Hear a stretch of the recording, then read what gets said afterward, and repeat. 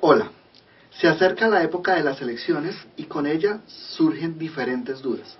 Por ejemplo, ¿ustedes saben cuál es la diferencia entre inhabilidad e incompatibilidad? El canal regional RTV consultó a un ex magistrado de la Corte Suprema de Justicia, quien nos aclara esta y otras dudas. Soy abogado consultor.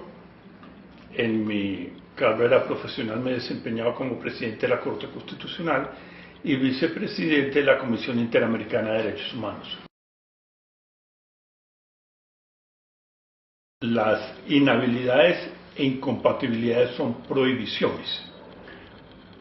En cuanto al sistema electoral, las inhabilidades son prohibiciones para ser elegidos a ciertos cargos. Existe lo que se llaman los derechos políticos, establecidos en el artículo 40 de la Constitución. Uno de los derechos políticos es el derecho de elegir y ser elegido. Por regla general, todas las personas mayores de 18 años son ciudadanos colombianos y pueden ser elegidos, con unas excepciones. Las excepciones son quienes estén incursos en causales de inhabilidad. Entonces, las inhabilidades son prohibiciones para ser elegidos. Las incompatibilidades es prohibiciones que se aplican a un funcionario público cuando se desempeña como alcalde o gobernador para realizar simultáneamente otra actividad. Las inhabilidades para ser alcalde, hay una inhabilidad general cuando la persona ha sido sancionada con una condena penal, con una condena de pérdida de investidura, tratándose por ejemplo de los congresistas, cuando una persona ha sido sancionada disciplinariamente con la prohibición del ejercicio de una profesión. Esas son unas inhabilidades. Están expresamente consagradas en la Ley 617 del 2000. También son inhabilidades cuando la persona o sus familiares se han desempeñado en cargos públicos.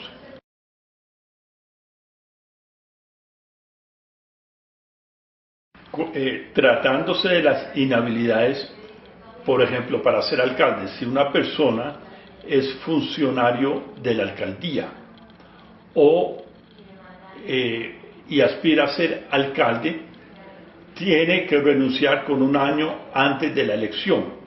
O cuando se trata de una persona que tenga parientes dentro del primer grado de consanguinidad, o su cónyuge, o su compañero o compañera permanente, ese pariente tiene que renunciar un año antes de la elección si quiere ser alcalde. No se habla propiamente de incompatibilidad para ser alcalde, sino incompatibilidades de los alcaldes. Por ejemplo, un alcalde no puede celebrar un contrato con el municipio del que es alcalde. No puede gestionar asuntos en ese municipio. No puede ser apoderado de un particular porque son incompatibilidades. La incompatibilidad hace referencia a una provisión que se aplica a un funcionario público. Siendo funcionario público no puede simultáneamente realizar otra actividad. Por ejemplo, un alcalde no puede participar en actividades partidistas. Y eso incluiría, por ejemplo, si una persona es alcalde, no puede aspirar durante el término de su periodo, durante su periodo como alcalde, no puede aspirar a ser gobernador, porque la ley le exige terminar su periodo como alcalde. Aquí la ley utiliza como referente no un año antes de la elección, sino que tendría que renunciar un año antes de su inscripción como candidato a la gobernación.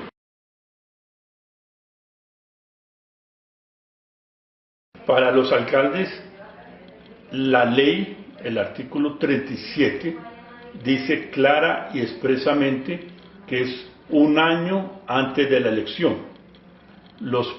El funcionario público que quiera ser alcalde y que se desempeñe como funcionario en el municipio tiene que renunciar un año antes de la elección.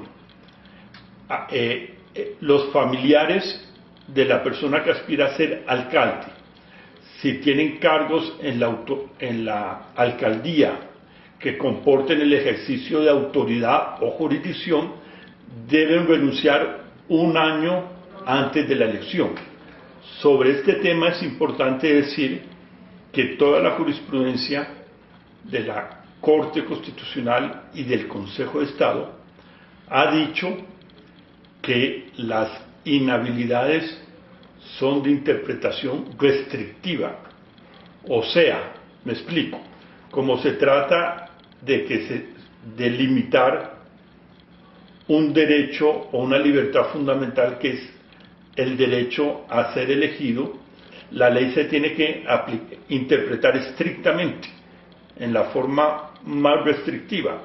O sea que si la ley dice que es un año antes de la elección, es un año antes de la elección y no puede ampliarse para comprender otras situaciones como por ejemplo la inscripción, que no está expresamente previsto por la ley. La ley estatutaria es una ley reforzada, es como decir es una categoría superior de ley. Entre las leyes hay ciertas categorías. La Constitución del 91 quiso que ciertas materias fueran desarrolladas por leyes cuyo trámite es mucho más riguroso que una ley ordinaria. Por ejemplo, en una ley ordinaria se requieren 4 debates en el Congreso y cada debate es aprobado por mayoría simple. Tratándose de una ley estatutaria se requiere que sea en los 4 debates aprobado por mayoría absoluta, o sea, por la mitad más 1 de los miembros de cada corporación. Y además se exige un requisito especial, que tenga el control previo de la Corte Constitucional.